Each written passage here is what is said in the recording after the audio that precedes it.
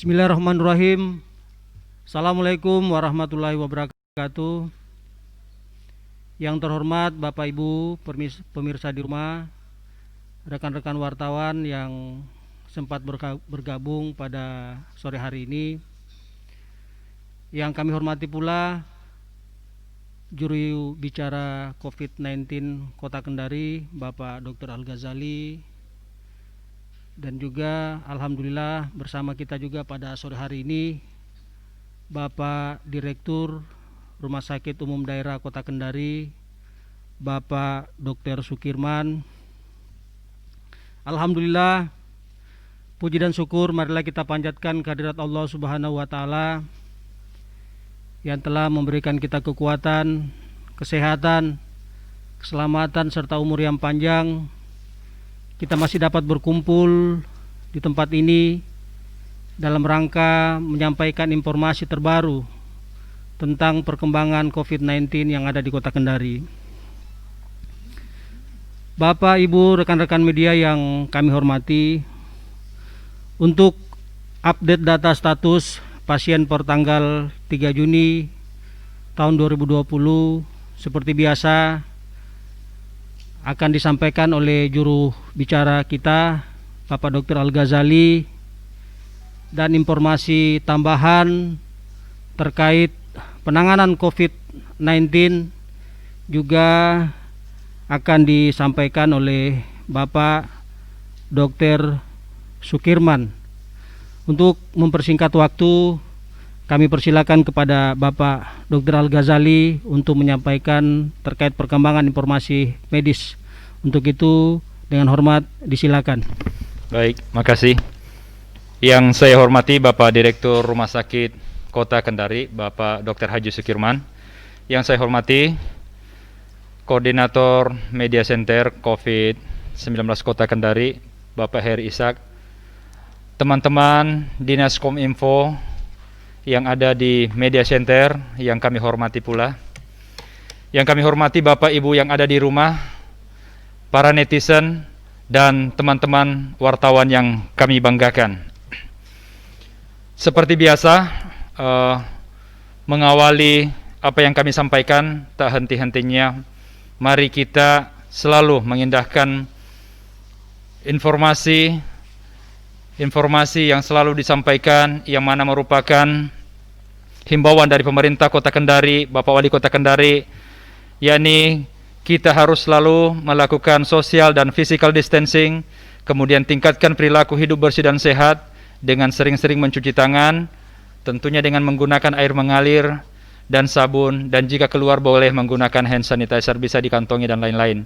Kemudian mengkonsumsi makanan yang bergizi atau gizi seimbang, istirahat yang cukup, dan jangan lupa olahraga teratur. Kemudian diwajibkan untuk menggunakan masker manakala kita melakukan aktivitas di luar rumah atau berkumpul beberapa teman.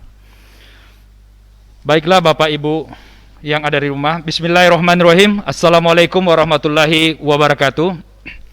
Selamat sore. Salam sejahtera, semoga segala aktivitas kita selalu bernilai ibadah di sisi Allah Subhanahu wa taala, Tuhan yang Maha Kuasa. Pada hari ini, Rabu 3 Juni 2020, seperti biasa pada pukul 17.00 waktu Indonesia Tengah, langsung dari Media Center Percepatan Penanganan COVID-19 Kota Kendari, saya juru bicara Dr. Al-Ghazali akan menyampaikan beberapa hal. Yang pertama, OTG, yang mana jumlah OTG sebanyak 419 orang. Masih dalam pemantauan sebanyak 138 orang, dan selesai pemantauan sebanyak 281 orang. Untuk ODP sendiri, total jumlah ODP sebanyak 139 orang, dalam proses pemantauan 2 orang, dan selesai pemantauan sebanyak 137 orang. Sedangkan kasus PDP, total PDP sebanyak 58 orang, selesai pengawasan sebanyak 55 orang, dan masih dalam proses pengawasan sebanyak 3 orang. Alhamdulillah, untuk kasus OTG, ODP maupun PDP untuk 3 hari ini kami katakan bahwa zero, tidak ada penambahan. Dan alhamdulillah pula untuk kasus positif hari ini tidak ada penambahan kasus baru. Dan selesai perawatan atau sembuh pasien COVID-19 sebanyak 5 orang. Mudah-mudahan untuk beberapa hari ke depan selalu ada penambahan yang sembuh.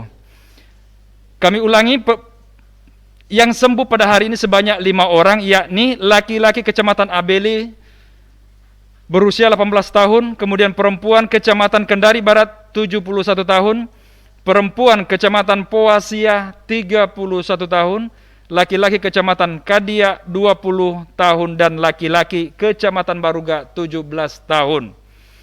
Sehingga total kasus positif sebanyak 62 orang, selesai perawatan sebanyak 41 orang, kemudian yang meninggal 3 orang. Dan dalam proses perawatan sebanyak 18 orang. Mudah-mudahan yang 18 orang ini tidak akan lama lagi dilakukan perawatan di rumah sakit dan sembuh seperti yang sebelumnya. Bersama kita tingkatkan kepedulian, kewaspadaan, dan saling mengingatkan. Bersama kita tingkatkan kesehatan, imunitas, dan saling mendukung. Bersama kita berdoa semoga badai COVID-19 segera berlalu. Jangan tertular, jangan menulari, bersama melawan COVID dan taati himbauan pemerintah. Demikian yang kami sampaikan dari Media Center Percepatan COVID-19 Kota Kendari. Assalamualaikum warahmatullahi wabarakatuh.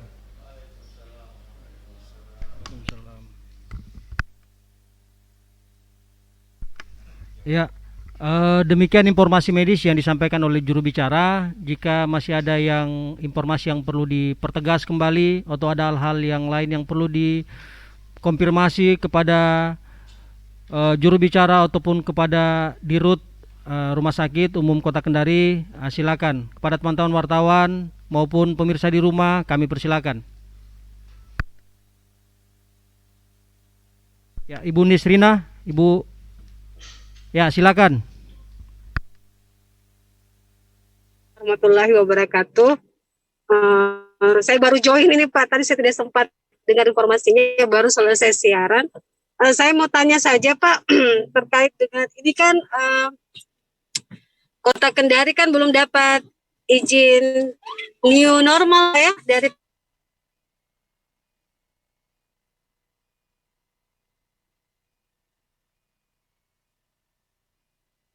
normal itu. Nah, tapi kan Pak, kalau saya habis interview dari Dinas Pendidikan Pak, mereka mengimbau kepada sekolah yang ingin melakukan tatap muka itu dilakukan verifikasi yang sangat ketat Pak, baru bisa dapat rekomendasi untuk dilakukan tatap muka. Nah, tidak adakah kekhawatiran kalau misalkan kegiatan proses belajar mengajar secara tatap muka ini akan menimbulkan klaster baru penyebaran COVID-19 di Kota Kendari, karena kita belajar dari negara Prancis Pak, yang pada waktu itu sudah 0 kasus positif COVID, pas dilakukan kegiatan proses belajar siswanya terinfeksi COVID-19. Saya kira itu saja Pak, terima kasih. Assalamualaikum warahmatullahi wabarakatuh.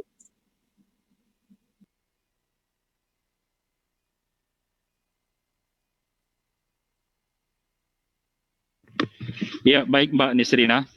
Sebenarnya yang disampaikan tadi di awal itu kami juga tidak mendengarkan karena kebetulan apakah jaringan di Mbak Nisrina yang tidak bagus karena bawa kendaraan ataukah di tempat kami yang tidak bagus. Namun ada yang saya tangkap bahwa jika dilakukan tatap muka di tempat pendidikan atau sekolah, apakah tidak mengkhawatirkan terjadinya penularan atau klaster yang baru. Nah, perlu kita tahu bahwa sebagaimana pernyataan daripada Bapak Wali Kota, ini masih wacana untuk mau dilakukan. Jadi belum dilakukan, masih dikaji dulu untuk sementara. Kalau sudah dikaji, kemudian ini nanti akan disampaikan juga, diumumkan bahwa akan dilakukan proses pendidikan dengan tatap muka. Tentunya mungkin nantinya akan dilakukan step by step. Ya, jadi seperti itu. Kemudian kemarin juga sempat disampaikan bahwa setiap sekolah untuk menyiapkan diri melihat perkembangan yang ada di sekolahnya masing-masing apakah sudah bisa mengikuti yang dilakukan nanti dengan tatap muka, kemudian sekolah masing-masing melakukan kajian, setelah itu menyampaikan dan insya Allah akan bisa diberlakukan. Namun jika sekiranya belum bisa melakukan untuk di setiap sekolah, sekira mungkin tidak akan. Jadi tetap mungkin akan dilakukan, tapi melihat perkembangan yang ada tentunya. Karena sebagaimana kita lihat perkembangan yang terakhir, alhamdulillah sudah mengalami sedikit demi sedikit pasien yang sakit itu sembuh, dan tentunya dengan demikian maka memberikan kegembiraan tersendiri buat kita semua warga yang ada di Kota Kendari. Mudah-mudahan dengan perlahan-lahan sembuhnya ini kita semua akan terbebas dari penyakit COVID-19 ini dan tidak akan menambah klaster yang baru tentunya. Saya kira Bapak Wali Kota bersama stakeholder yang ada dan tentu kita juga sebagai gugus tugas sangat cermat melihat perkembangan yang ada. Terima kasih Mbak Nisrina. Ya, baik. Masih ada rekan-rekan wartawan yang perlu ditambahkan? Yang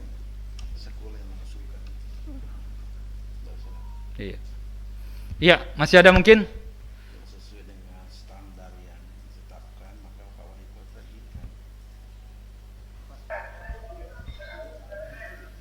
Masih ada atau ada teman netizen yang ingin? Silakan, Kendari Nesia. Baik, Assalamualaikum warahmatullahi wabarakatuh. Salam. Perkenalkan Pak, saya Fadil dari Kendari Nesia Kumparan. Ingin bertanya, berapa jumlah spesimen pemeriksaan yang dilakukan oleh tim gugus tugas COVID-19 Kota Kendari setiap harinya, Pak?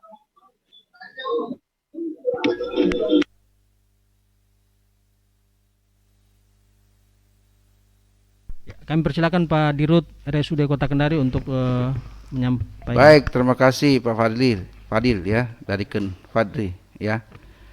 Pertanyaan yang bagus sekali. Berapa spesimen yang diperiksa setiap hari oleh tim gugus yang berkaitan dengan pemeriksaan swab tentu ya. Jadi pemeriksaan swab ini yang akan dilakukan itu tergantung dari jumlah OTG, orang yang pernah kontak langsung dengan pasien yang positif. Itu di tracking oleh Dinas Kesehatan. Kemudian yang di swab juga ini adalah pasien-pasien PDP, ODP ya. Pasien ODP, jadi itu tergantung jumlah OTG yang orang kontak langsung dengan yang positif atau keluarga terdekat itu di swab. Kemudian ada kasus ODP atau PDP yang masuk rumah sakit, atau ada pemeriksaan rapid yang reaktif. Itu prosedur untuk melakukan swab, tidak semua harus di swab. Berapa jumlahnya yang di swab tergantung di lapangan ya. Satu orang pasien positif bisa saja kontaknya sampai 100 orang, bisa saja cuma 20 orang. Kalau misalnya 20 orang maka dicarilah 20 orang yang pernah kontak dengan yang positif itu. Itulah yang di swab. Jadi berapa jumlahnya itu tidak bisa kita tentukan berapa per hari, tidak menentu. Tergantung bagaimana Dinkes men-tracking jumlah orang yang pernah kontak dengan positif, ya. Atau ada yang masuk pasien di rumah sakit, ODP atau PDP, maka tentu akan dilakukan swab untuk membuktikan dia betul COVID atau bukan. Kemudian yang rapid sering kita lakukan rapid mungkin di swasta atau rumah sakit lain atau di klinik, melaporkan bahwa ada orang tertentu di sana yang reaktif, maka Dinkes melacak orang tersebut untuk dilakukan swab apabila rapidnya reaktif. Demikian, terima kasih. Saya tambahkan juga mungkin ya, selain swab tadi yang dilakukan rapid untuk di klinik swasta itu rata-rata dalam sehari itu biasa mereka melaporkan antara 3 sampai 5 yang dilakukan. Jadi di sini klinik swasta yang ada 4, kemudian itu menyampaikan kepada kami tim gugus tugas. Dan juga selain daripada itu rumah sakit kota dan rumah sakit Bahtera Mas yang melakukan pemeriksaan. Dan satu lagi, laboratorium kesehatan yang ada di samping Bahtera Mas itu juga melakukan tiap harinya, dan ya Labkesda sampai sekarang melakukan. Jadi total akumulasi yang setiap harinya itu dilihat perkembangan, diambil. Jadi sebagaimana yang dikatakan tadi Bapak Direktur Rumah Sakit Kota, jika dia hasil pemeriksaan rapid ini kemudian terdapat reaktif, nah ini dia yang dilanjutkan untuk dilakukan pemeriksaan swab tentunya. Makasih ya Pak Fajrul.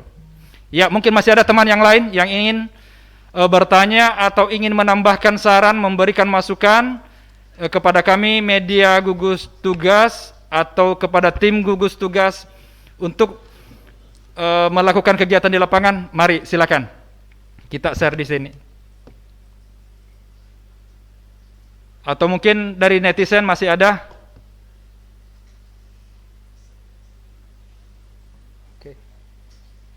Ya, baik Bapak Ibu, kami sampaikan kembali bahwa alhamdulillah hari ini sebagaimana yang kami sampaikan tadi ada pengurangan 5, sehingga total yang dirawat sekarang yakni tinggal 18 orang, yang sebelumnya 62 orang dan kemudian 41 yang dinyatakan sembuh. Peningkatan yang luar biasa dalam minggu ini, dan kemudian tidak didapatkan yang terkonfirmasi positif COVID-19 selama 3 hari. Alhamdulillah, begitupun dengan jumlah kasus OTG, ODP maupun PDP. Nah, harapan kita sekali lagi kami sampaikan kepada warga Kota Kendari untuk melakukan apa yang disampaikan oleh Bapak Wali Kota. Dengan demikian, maka kita sudah menjadi pahlawan buat keluarga kita, diri kita, dan orang lain, sehingga dengan demikian maka akan memutus mata rantai penularan COVID-19 di Kota Kendari. Dan semoga dalam beberapa waktu ke depan kalau melihat bahwa pengurangan yang setiap harinya ada 3-5 orang, mungkin dalam 1 atau 2 minggu ini semua yang terkonfirmasi positif bisa akan sembuh. Nah, tentu itu adalah harapan kita bersama. Amin. Demikian yang kami sampaikan dari Media Center Percepatan COVID-19 Kota Kendari yang merupakan diskusi kita pada sore hari ini. Kami kembalikan kepada moderator. Assalamualaikum warahmatullahi wabarakatuh. Baik Bapak Ibu pemirsa di rumah, sebelum kami akhiri informasi penanganan COVID-19 pada sore hari ini, ada beberapa informasi tambahan juga yang perlu kami sampaikan kepada Bapak Ibu pemirsa di rumah, bahwa dalam rangka memaksimalkan pengawasan bantuan sosial Kota Kendari seperti apa yang disampaikan kemarin oleh Bapak Wali Kota Kendari, pemerintah Kota Kendari telah merilis aplikasi bantuan COVID Kota Kendari. Itu juga bisa diakses oleh Bapak Ibu dan kemudian seiring dengan itu pula KPK juga telah merilis aplikasi yang bisa diakses melalui Android dan juga website itu. Jadi Bapak Ibu pemirsa di rumah bisa mengakses melalui web jaga.id. Jadi terkait informasi-informasi